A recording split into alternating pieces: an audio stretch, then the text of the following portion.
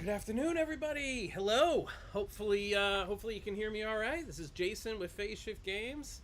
We are here today. I'm here with Darren.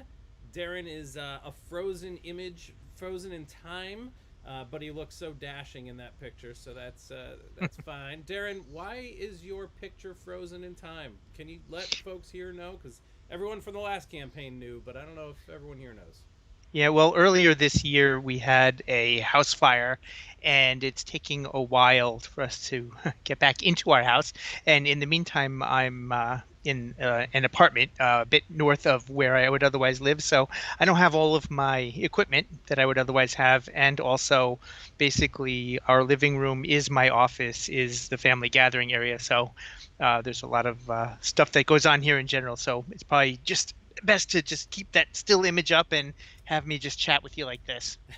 But in terms of the house, there is a little bit more movement. We're still hoping to get in by the end of this calendar year, and but the good thing is I've still been able to, with moving the computer into the apartment, I've still been able to get quite a lot of work done, as Jason knows, because we've been working on this game together for a while now. So So wait, so your house basically burned down in what? What was it? February, March? February, and it didn't like it's not like the whole house burnt to the ground. It was more the roof basically went. So the whole roof is gone, and then of course the smoke pervades down the walls, and so we're getting like the whole upstairs has got to get gutted, and about half of the downstairs has got to get gutted. And the water damage and all that kind of stuff.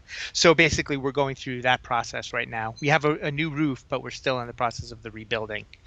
And of course, same thing with supply chains with wood and all that kind of stuff. Everything gets kind of moves everything out, and every delay that one person has for a day, it pushes everybody back 2 days, it seems. So kind of it multiplies that way. But yeah, while my working condition isn't optimal, it's certainly been enough for me to get a lot of stuff done. And hopefully, the big thing I've been working on personally is like a lot of the animations for the intro video that Jason then pulled together. So you can see what I've personally been working on. And of course, Jason and Scott have been doing all kinds of stuff, especially with the design. And Jason's doing a tremendous job with pulling together the page itself for the Kickstarter. So yeah, we've been quite busy. Yeah, no, absolutely. And we'll get into a lot of those details, but I just, it's stunning to me the watching you go through this process ever since February. Here we are in September. So Yeah, when it's you gonna start getting say, cold again. it was really just your roof, I'm like, anytime I explain it to people, I'm like, his house burned down, and I'm like, yeah, it wasn't the full house, but a full year you are transplanted from your home. That like, Yeah, you know. It yeah. was a big ordeal. So you Oh had yeah. to uproot your whole family. You had to move everything out that you could into Yeah. temporary housing. And meanwhile, we were fulfilling, or in the process of not even fulfilling. I'm sorry, we were in the process of completing graphic design and all the assets for the last campaign, Drop Too Deep for Dungeon Drop, Yep. and then starting work to plan for this campaign, knowing full well that you wouldn't even be back into your proper office Right. environment by then. So yeah, the fact that we are here today, September 28th, just launched and already funded our next very ambitious project, Drop Drive. I mean, you're a massive trooper, Darren. Yeah. Well, Getting through all it's that fun and stuff. it's great working with you on this and with Scott. I mean, also it's a lot of fun. I mean, yeah, it's a lot of work, but there's a difference between a lot of work that's not fun and a lot of work that is fun. Thanks, Frost Knight, for the heads up. I just turned up my mic. Hopefully that is better. I think I had turned it down in a previous session because it was like over blooming or whatever. But anyway, hopefully that's better. Thank you. So we got a bunch of folks here on the stream. Ruben, good to see Hello. you again. Oh, yes. Can you hear me, Darren? Yeah. No, I'm saying hello to all the Oh, people on the hello to stream. the people. We've got someone said myself plus my 7-year-old are really excited for this. Dungeon Drop was his gateway game into board games. I love hearing That's great. stories like that, especially someone so young. That is a big part of the original kind of design intent, was to make Dungeon Drop so accessible to a wide audience. Almost mass markety, but not monopoly mass market, right? Something unique Right. with character, and that could cater to a very wide audience, that could be played by younger children, I hesitate to even say children, but yeah, whatever age you want to consider children, all the way up through accomplished gamers and adults. And I think it super achieved that.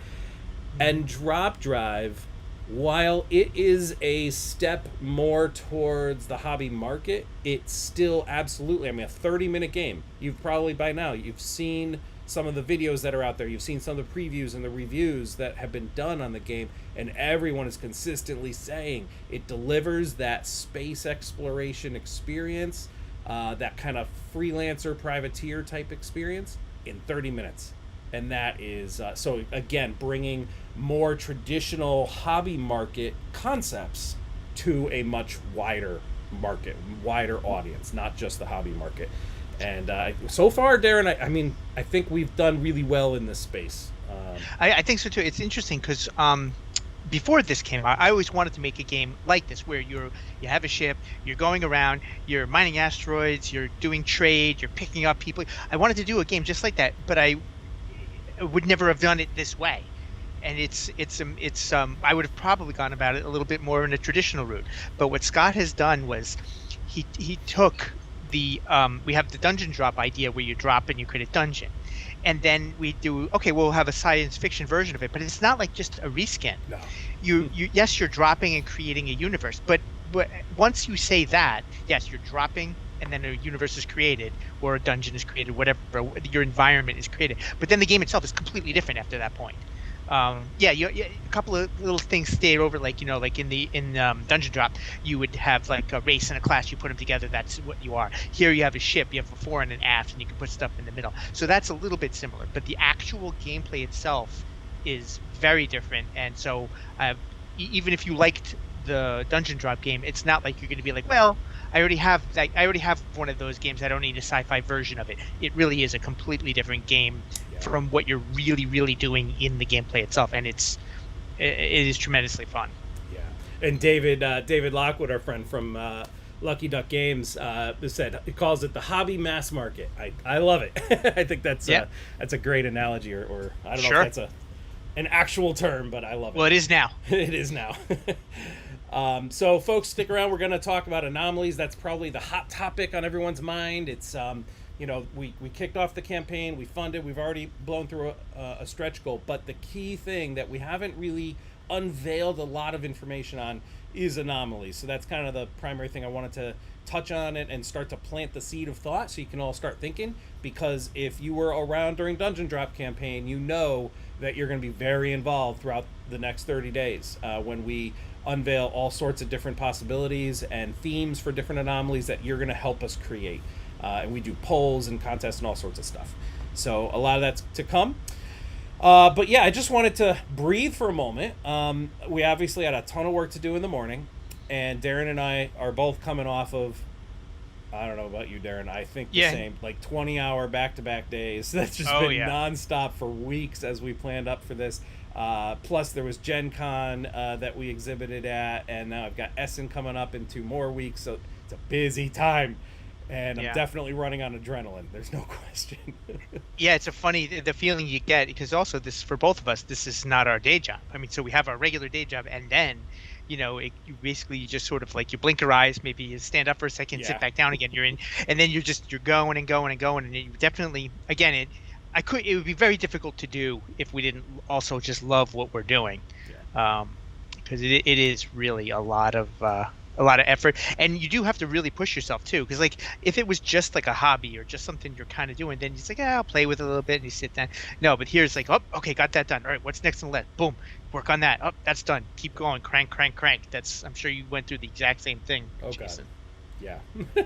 And it's amazing seeing, like, I mean, obviously we've been at this for months and months. And by the way, Scott too. Scott's not on the call here today with us, but we'll have plenty of live stream opportunities with Scott over the next few weeks.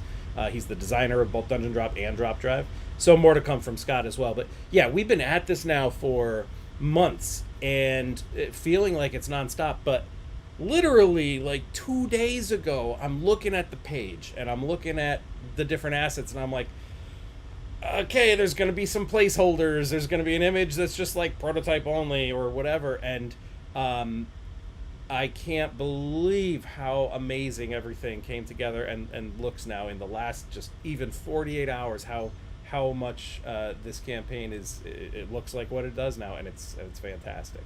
Yeah. Darren, what you've learned. So for folks who may have followed us over the years, the primary 3D tool that Darren's been using historically was 3D Studio Max, a very old license of it, and Right. Blender is kind of the newer technology. It's free, it's open source, I think, and it's what many of the pro 3D animators use nowadays. And Darren started learning that X number of months ago, but the quality level, not only did he learn the new tool, the quality level that from my vantage point, I'm not the one making all these things, but as he's feeding me the 3D assets, the animations that get put into that intro video and turn into GIFs and all that on the page, I feel like the quality level is like 4 notches higher than the previous ones. Yeah, one of the things I really, well, first of all, I love the tool in general. It's more fun to use even than 3D Studio Max. 3D Studio Max was great in its day, but I was using a 2012 version of it before moving over to this. And whenever you move over to new software, there's always like the learning curve, and you go through this process where you think in one tool, and then you have to start thinking in the other tool, and then in the middle there, it's a little bit awkward. But then once you get it, then I feel like there's a lot more I can do. Now, one of the main advantages I've also been getting from Blender is it's easier to make something look photoreal, and that's not only an aesthetic thing, but it's also a prototyping thing. So when we're working on something like what something might look like, it just some of the pictures that I was able to create, both because of the software and learning it, look like photographs. So you could actually look at what would it really look like, and I personally I found that invaluable. We made many decisions by modeling it, putting it down, putting it next to each other, setting up a virtual table, Yeah. and saying, yeah, that's a little bit too tall, or it's not quite tall enough, or whatever. So and that's stuff you wouldn't otherwise really get to do until you actually had like a prototype printed from the manufacturer, basically created from the manufacturer. But now we're able to kind of visualize it, pre-visualize it before we go to production. Yep. Oh, it's awesome.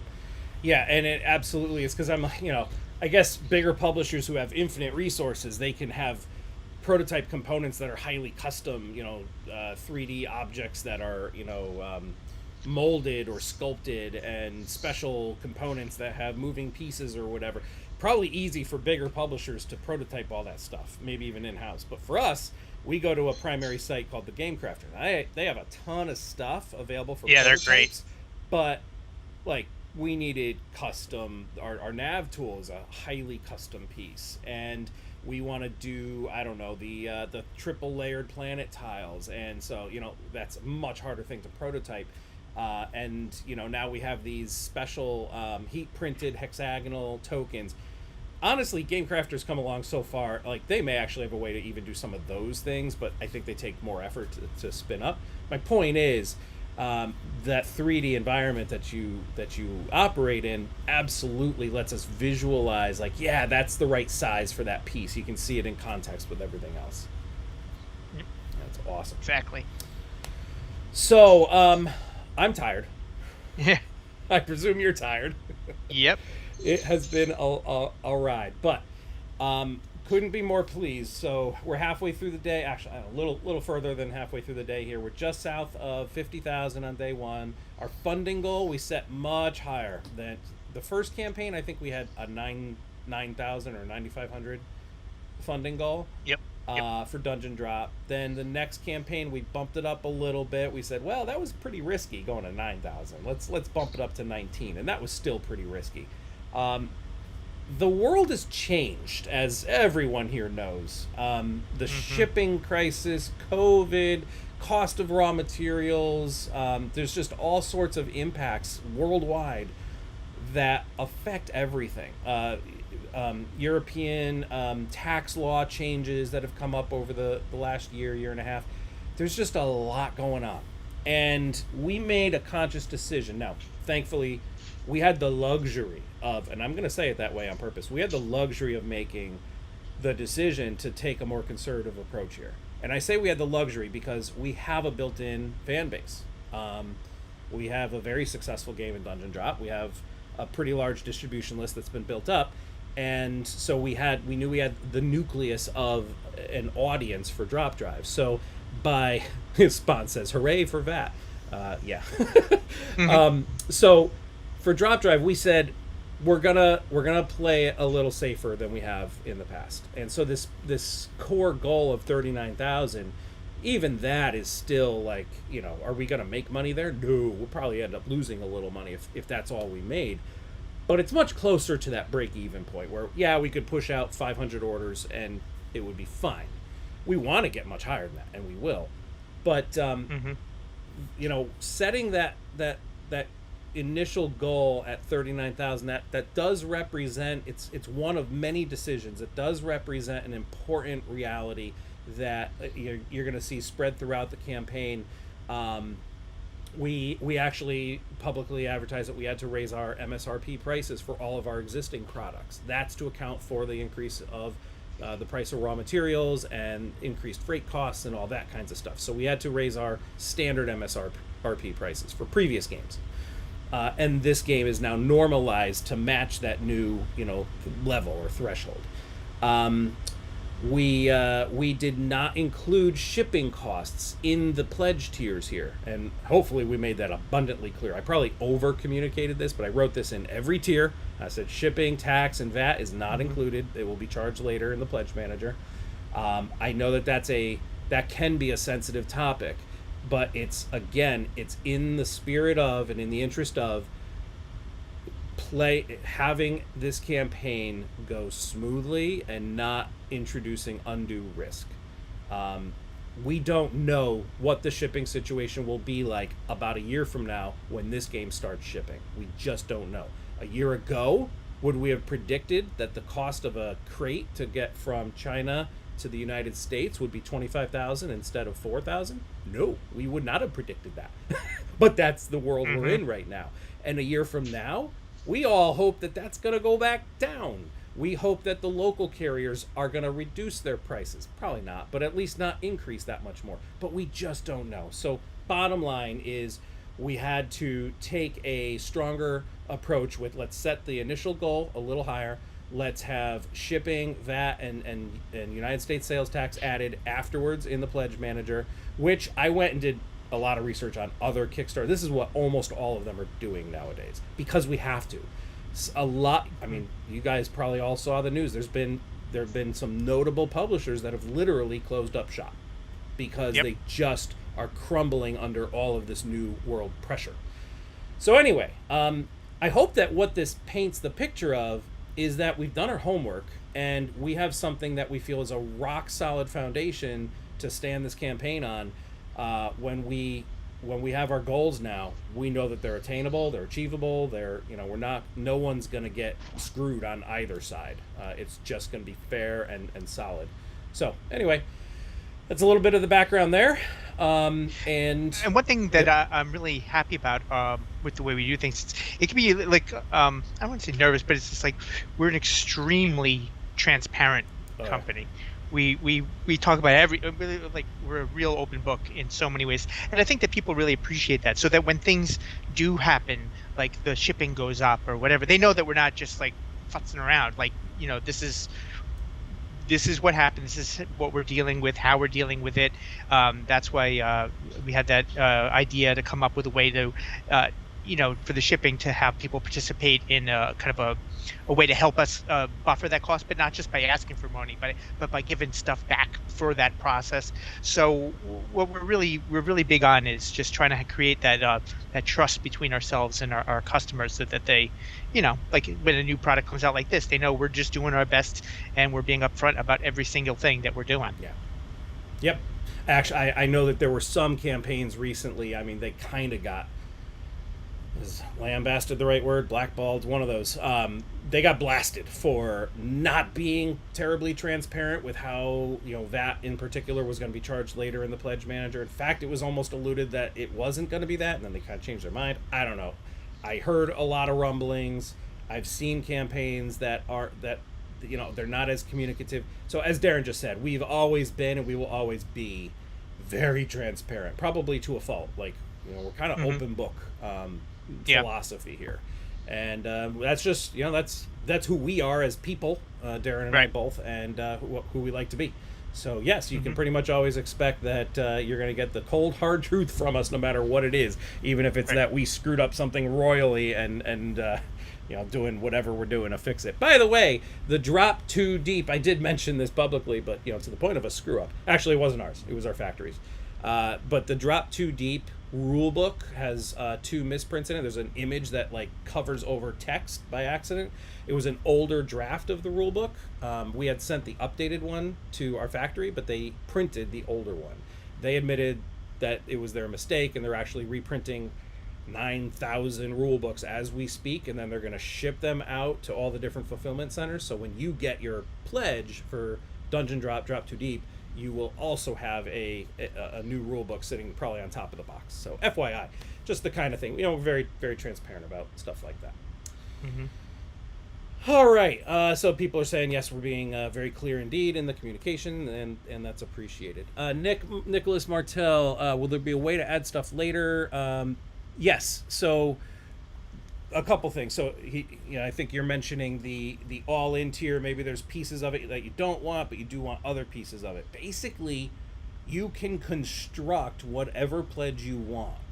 And the way you would do this is simply go into, you can just pledge at the base tier, the $27 tier for Drop Drive. And then on the next screen, it's the add-on screen. And you can just pick and choose. All the things that are in that all-in tier, they're all individually choosable. And if you add them all, it's going to come up to the exact same number. We've heavily discounted everything from what the MSRP is. And we've bundled some things together, like the bundle of all the nav tool packs is heavily discounted for that bundle, and the bundle of anomaly packs is heavily discounted from what that would be as individual pieces. So that's where you're getting the bundle discounts, but you can get those same bundle discounts by adding those bundles as add-ons afterwards. Anyway, not to get too complicated here, but Nicholas, you should be able to construct whatever form of pledge, and pick and choose the pieces that you want. We just created the 5 that are the most common, and our numbers are already showing, that they are, kind of the break points that people expected and wanted. Yep. Okay, so 29 days to go. Holy cow. So what are we doing for 29 days? Well, I'll be at Essen in Germany at the biggest gaming convention in the world for 6 or 7 of those days, which is great. That'll be right in the middle of the campaign, kind of during that lull that happens. And Scott will be there with me, the designer. Greg is the designer of Tavern Tales. He will be there with me, and 2 other volunteers. And we will be demoing Dungeon Drop. We will be demoing Tavern Tales. We will be demoing Drop Drive. And we'll have a nice QR code right there for people to pledge on the spot if they would like. So, Kyle just chimed in, wanted to jump in and say thank you guys for the fantastic games you make and the response earlier.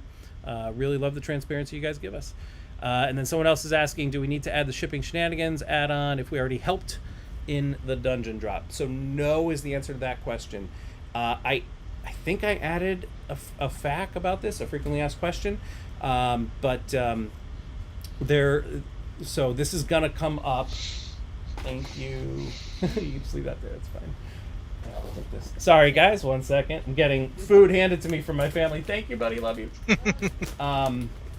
So I can't begin to tell you the pile of goodies that my family has been bringing me all day long. I got a giant thing of Doritos and Fritos, and then I got a nice cheese and pepperoni tray, and little brownie bites, and I barely scratched the surface on any of this. Anyway, I got shipping shenanigans. Cheesecake. What was that? My wife got me a cheesecake. Yes, cheesecake is delightful.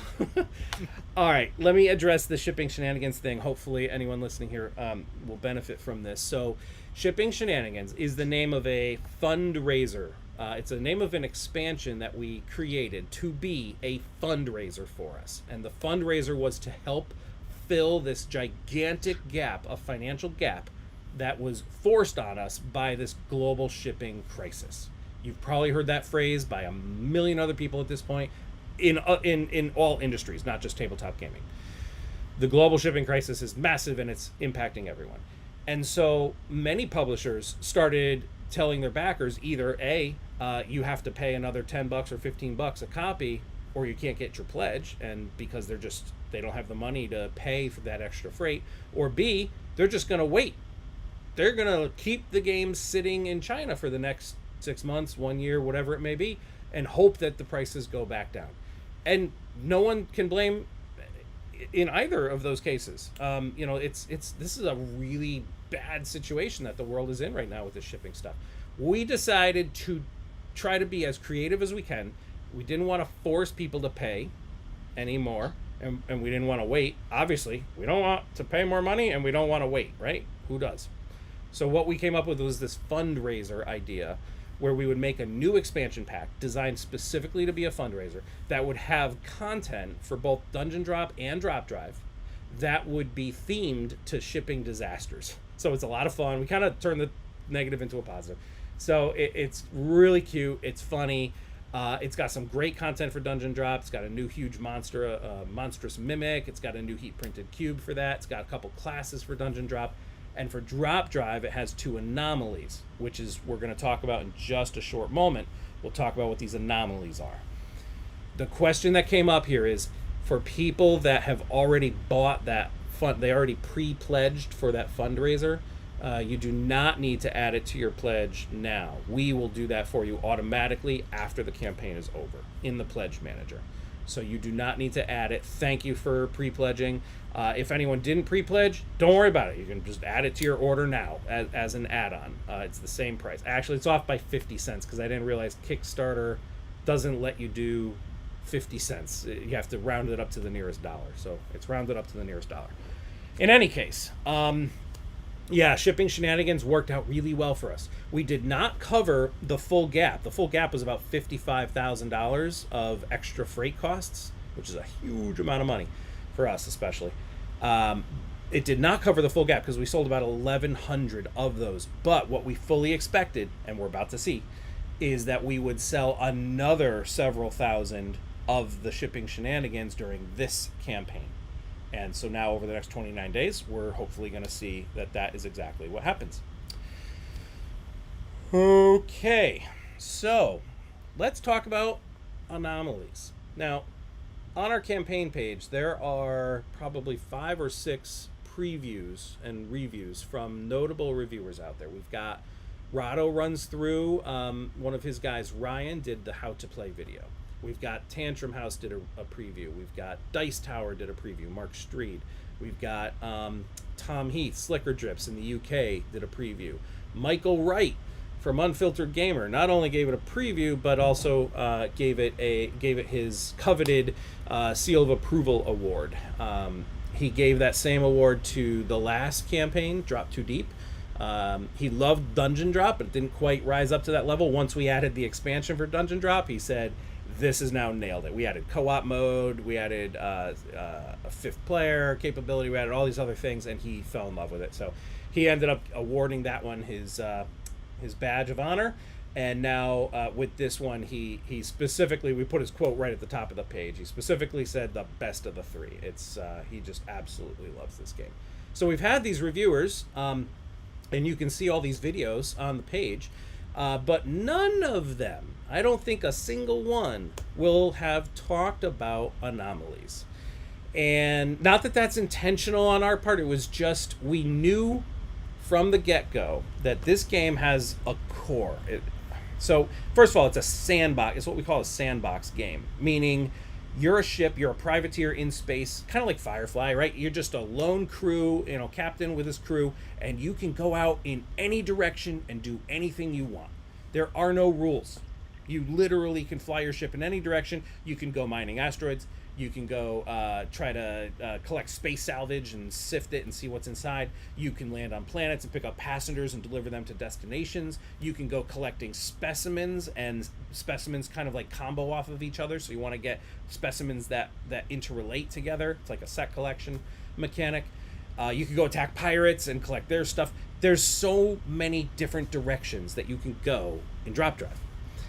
And so that core was what we wanted to get into the hands of all these previewers, knowing that what we were working on simultaneously, Scott primarily, and I've certainly been heavily involved in on this side as well, is these anomalies, and that these would be essentially additional elements that are in this universe that in some games you might not even encounter. You might not want to encounter. You might just ignore them because you might have your ship really set up well to be delivering passengers, and you have VIP passenger compartments to earn more credits every time you deliver a passenger. Or you might be focused on ship upgrades, and you have specimens that give you points for ship upgrades. There's so many different ways to go. But there will be 3 points in space that have anomalies. There'll be a special component. It's on the campaign page. You can see it. It's that little black monolith, which you might recognize from a notable science fiction movie. And so those are the anomaly tokens. And the whole idea is that if your ship runs into one of these anomaly tokens, you're going to draw a card from a deck of anomalies. And these anomalies are going to be poker-sized cards. They don't need to be the big square, and they don't need to be that half-size card that the Explorer cards are. There's a reason those are the size they are. This is just a normal-sized deck of cards because it didn't need to be anything special. And so it's just nice and easy. Draw a card, and the anomaly is going to be anything. And this is why it's so freaking cool. The potential for what this deck can do is off the charts, and we're going to start telling you some of these ideas right now. There's already 2 ideas, I think, fully painted on the campaign page. I'll reiterate them. But the whole premise is that these add so much depth and possibility and thematic richness to the game and to the universe, and they will make every single game, I mean, by definition, every game is different anyway because it's an infinite universe. You're dropping stuff, it's completely random, you don't know what to expect. This makes it even more infinite, even more unpredictable, because in one game you might encounter wormholes and be able to zip around the board in unique and interesting ways, and maybe you actually could set up a space station outside of one of the wormholes. Sound familiar? And collect credits from people passing through. Maybe you encounter a minefield in space, and there's different things that you do to interact with, or possibly force the mines to detonate when other players get close. Maybe you find a Dyson sphere surrounding the sun. Like, literally anything that you could imagine in any science fiction universe can happen in this game. And the whole idea is that you have these 3 standard components. They're the anomaly tokens, or the signals. Imagine that there's some distress signal or something. So you go and investigate. You run into that anomaly token. You draw a card, and it's basically going to say, it's this scenario. It's the death dodecahedron scenario. And some of them might be simple. Some might have, on that poker card, all the information you need to know. It might just say, do this, this, and this, and maybe something changes permanently for the rest of the game, and that's it. And then it gets discarded, but it changed the whole game in some way. Other ones might be very persistent, and they might have many more components than just that one poker card. So one of the things, you're literally the first to hear about how this is all going to work, but one of the things that some of these anomaly cards will have is it will say right at the top, envelope number 2. And basically there's this stack of envelopes for some of these anomalies that have more components, and they'll be like reusable envelopes. This isn't legacy where they're going to be ripping envelopes open and stuff, just a reusable envelope to store stuff. And it'll say open envelope 2. And so you open up envelope 2, and it's got some special components that you drop into space. It might have extra Explore cards that you shuffle into the deck. It might have a new kind of ship that starts moving around on the board. I'm making some of this up on the fly because literally it is that open. And you, the community, are going to be so involved with us in designing some of these that are going to make it into that 8-pack of anomalies that is advertised on the page. So that's how free this whole system is, and it's so exciting to think about all these possibilities, because you're like, oh yeah, there was that episode of Star Trek. Imagine if we could do something with that. Or I love Doctor Who. Could we have a maybe it can't be a police box. I don't know what the trademarks there are, but maybe we could have a phone booth that's flying through space and traveling through time. Oh God, Dune is going to be so popular now with the new movie coming out. It was already my favorite movie of all time. And we could add a spice planet and spice cubes. There is no limit to the things that we can do with Anomalies. I'm going to pause to catch my breath, and then I'll talk more about the ones that we've already put on the campaign page, so that you have that as like a framework for your thought. Like, oh yeah, we could actually just do all those kinds of crazy things. But Darren, any thoughts come to mind on your end about this whole anomaly system and what we could do with it? Yeah, well, that's the thing. Just having a universe that can keep on expanding, not only with our ideas, but also in the participation of our fans and backers who want to get involved with the process now. And it's not like we can't come up with ideas. As Jason just said, he was coming up with ideas as he's just sitting there on the chair. But but it's a part of the culture of our little company to really be engaged with the people that enjoy our games. And part of that is opening up opportunities for them to participate in the actual design of the game. And again, I'm stressing, it's not like we can't come up with the ideas ourselves, but we love to be able to offer the opportunity for other people who have neat ideas to interact with us and the other fans to come up with what will ultimately come into the game. And this has worked for us in the past. And I don't know. Again, it part of it is because it makes a cool product, and part of it I think is just because it solidifies the relationship between us and the people who enjoy our games. Yeah, absolutely. So. All right. So we wanted. I think I fully detailed how the, what do we call it? The death dodecahedron would work in the game. I didn't give all the little nitty gritty rules. We'll flesh those out. But I wanted to make sure that you all, the community of backers, have something to like sink your teeth into. That's like, oh, okay, they're not just asking, like with Dungeon Drop, we had the community create all sorts of classes and races for us. Not quests. I think it was always just classes and races. But a class and a race in Dungeon Drop is really simple. One card, one sentence, that's it, right? And we came up with some amazing ideas. Freaking the cook. We added a cook who's literally slicing up goblins in the dungeon and serving them to other players. So cool. The different ideas. The demolitionist. All these great, cool ideas that came out from the community. And those were so limited. The whole engine had to be limited to what could fit on one of these standard cards where it's mostly artwork, just a couple hearts on the side, and one sentence ability.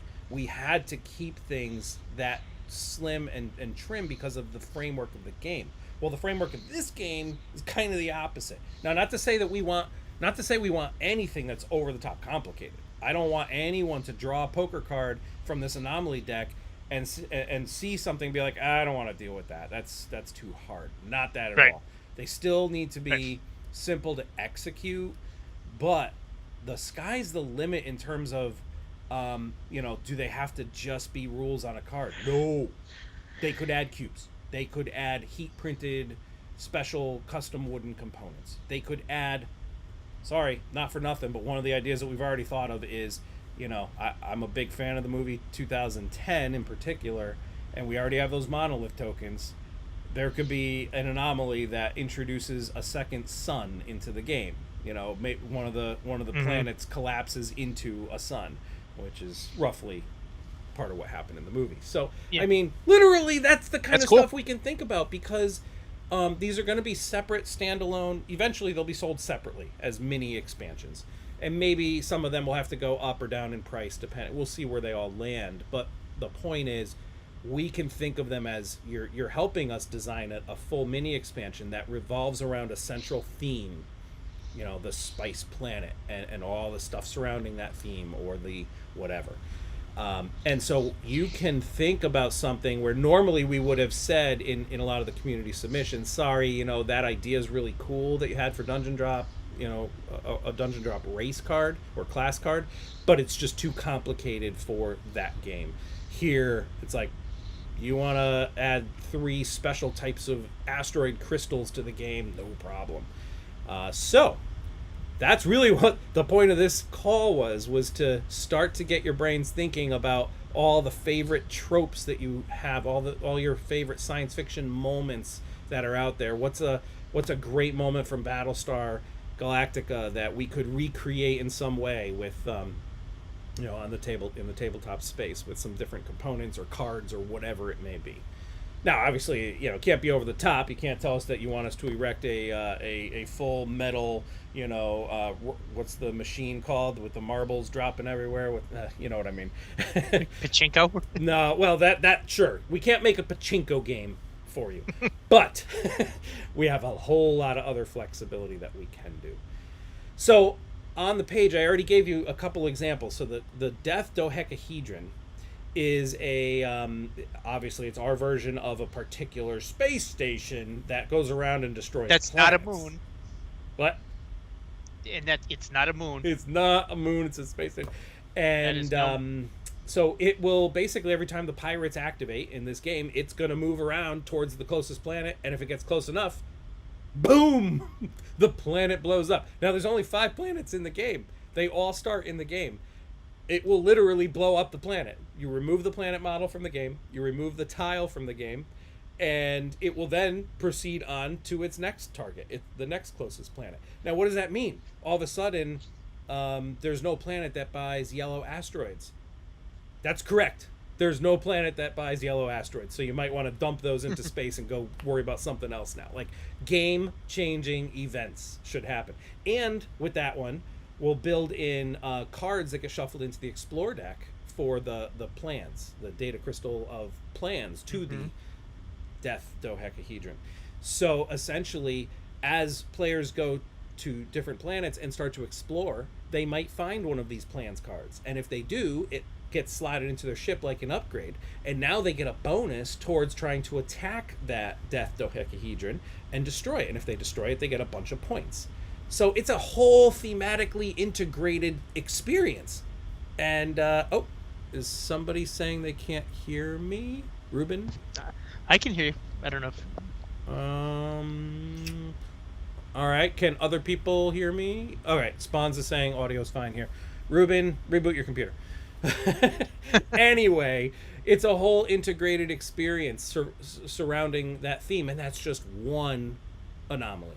And we expect this deck to have a fair number of options. So every game, you might explore none, you might explore one, you might explore all 3 anomalies. And you could choose, too, amongst your group at home, like, is 3 too many? You would never have a game with 3 of these. You could just have one. Or maybe you want to start the game with one already in play. That's fine, too. This thing, it's a sandbox experience, so it is yours to enjoy and do all these crazy cool things in it. So that's that one. It's fantastic. The Shipping Shenanigans pack has 2 more anomalies in it. One is called the Galactic Shipping Hub, and one is called the Wreck of the Everstar. Again, very shipping themed and shipping disaster themed on purpose. So both of those anomalies, they'll both be in the deck, and they will introduce crates that were being transported on these like giant star freight ships, and these crates have fallen into space. So you kind of drop a bunch of these crates over the anomaly where the wreck happened, the wreck of the ever, like, smashed into an asteroid. And so now crates have fallen into space, and now players can go and pick up those crates, and it's something else that you can sell in a different way to certain planets. Or maybe you can actually meet up with a pirate and sell, for certain types of contraband or other kinds of resources. Again, the sky's the limit with this stuff. So those 2 are out there.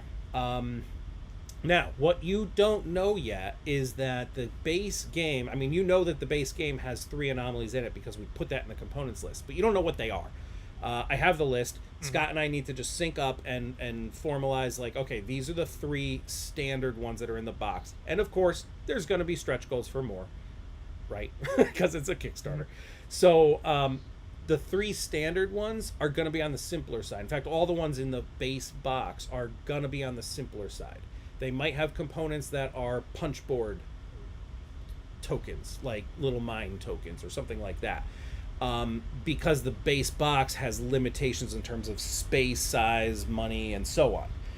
But the 8 anomaly packs, those are where we can go nuts and think about all sorts of awesome stuff. So some of the simpler ones, just again to kind of get the juices flowing, one of the ones that Scott and I noodled on is the fall of an empire. And basically, you either randomly choose, or the player who found the anomaly maybe gets to choose one of the 5 planets. That civilization has essentially dwindled and died off.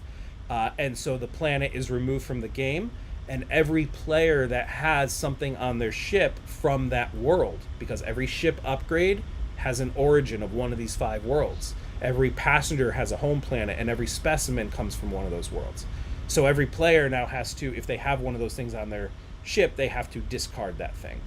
It's very simple, but it's game changing, and it's cool. It's like, oh, you remember that game when planet Brine completely collapsed and dwindled into nothingness, went into decline, according to the game of Small World, for example. Okay, so hopefully that paints enough of a picture of all these possibilities with Anomalies. In the span of time that we've been talking, the campaign, we're almost up at the next stretch goal now. We're at 47,300, almost 500 backers, and this is just not even the end of day one. So I think there's going to be a lot of opportunity here for us. Yep, exciting. Super exciting. So other than Ruben's computer not listening to audio for a second there, any questions, comments from the community? I'm going to scroll back here. There's also, people are already mentioning crazy things. So we have stuff about Ryan's video is great. Spawns is going to be a professional anomaly hunter for sure, every single game. By the way, we want there to be a benefit to players exploring anomalies. It could be as simple as every time you explore an anomaly, you get 2 credits or something like that. So there's always a little bonus. But we want it to be a little more organic than that. So probably most anomalies, if not all, will have some benefit for the player who found it. So for example, that one I just mentioned, the fall of a civilization, maybe the player actually is like predicting which civilization has fallen. They've predicted correctly, so they get to choose which one it is. Now obviously they're going to look at their own ship and probably not choose one that they have something from that planet on their ship. So that's like a bonus for them for having explored it. Because otherwise, if they were all just bad or whatever, no one would explore any anomalies. So there's always, the wreck of the Everstar, the player who finds that anomaly, well, they're right there near all the crates. So they're going to get one of those crates for free on their ship. They don't have to go through the effort of picking it up. So things like that. We want to build that in. Spawns is saying space boblins. Sounds good. Let's figure out what a space boblins anomaly would be. So many possibilities. That sounds fun. Boblin crossover anomaly. Okay, people really like boblin. That's it. All right. So we're gonna sleep well tonight, and hopefully long, and sleep in a little bit tomorrow morning. But what you should look for next from us, there'll be an update, whether it's later tonight or tomorrow, I'm not sure. I got to get with Scott. But what we want to do is put some of this into that update and just be like, okay, so here are the 3 standard anomalies that are going to be in the game already that we're just building in. And then we already have the 2 from Shipping Shenanigans, and then we have the Death Dodecahedron. So what is that? 1, 2, 3, 4, 5, 6. So that's 6 already that are going to be fully available without any stretch goals or design or whatever. Now we have this 8-pack, and basically what we've decided, we can always adjust as needed, but what we've decided is that of those 8, Scott and I have already picked 4 themes that we want to make. We want to have fun here too, so we're going to make 4 of them. And then the other 4 will be designed in collaboration with the community. So basically 1 a week. And this is going to start with, let's get ideas out there. Maybe we'll say it's got to be themed to Hitchhiker's Guide to the Galaxy, just because we know that that's popular. Or it's got to be themed to Stargate or whatever science fiction universe.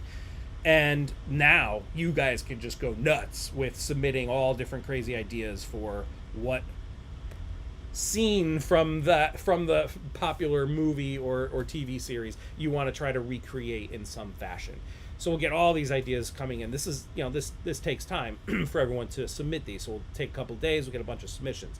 Then, as usual, we'll go through and curate the ones that we think will fit really well in the game, easy enough to execute, manageable component requirements, and so on.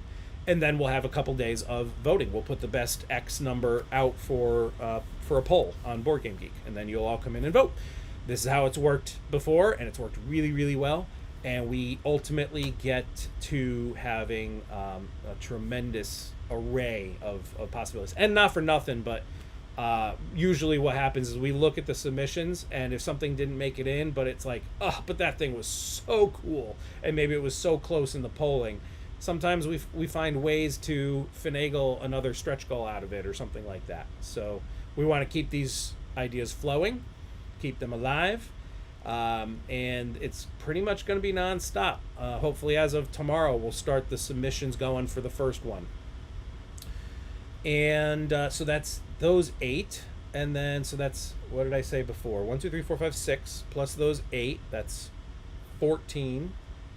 Plus there may be some other stretch goals, wink wink, and so on. So there's going to be a hefty amount of anomalies available.